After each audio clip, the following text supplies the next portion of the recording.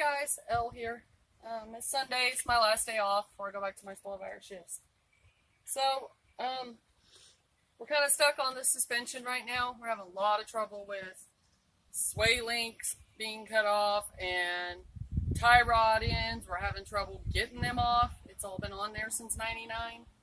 So, today I'm working on some of the paneling that I was working on.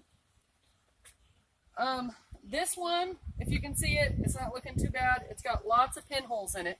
So when you've got all those pinholes, you got to fill them with some glazing and spot putty. Just the littlest pinholes. The ones I showed you guys that I had in this in the last video.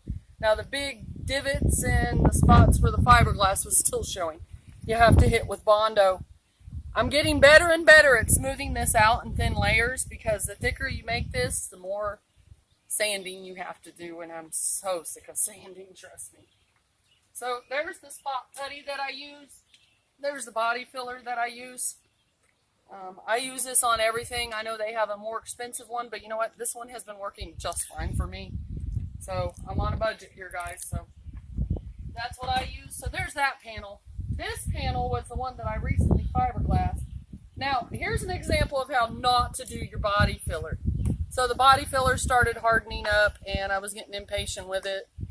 Don't look at me like that, woman.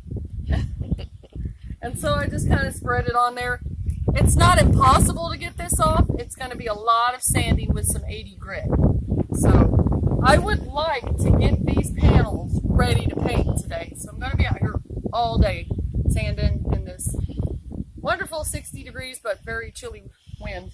So then the next thing that we're going to do, and that I might do today, I did so good cutting the harness bars off. Oh, I didn't show you guys that. I'll show you guys that sometime. I'm working on a seatbelt harness in the back seat of the Spider. And I've got all the piping cut. It was some kind of plumbing piping that's hollow, but it's so tough, there's no way you could bend it. So I've cut all the pieces to fit. Now I need a welder and someone to come up with some brackets. So we'll get that. And here's the next fabrication that I want to do.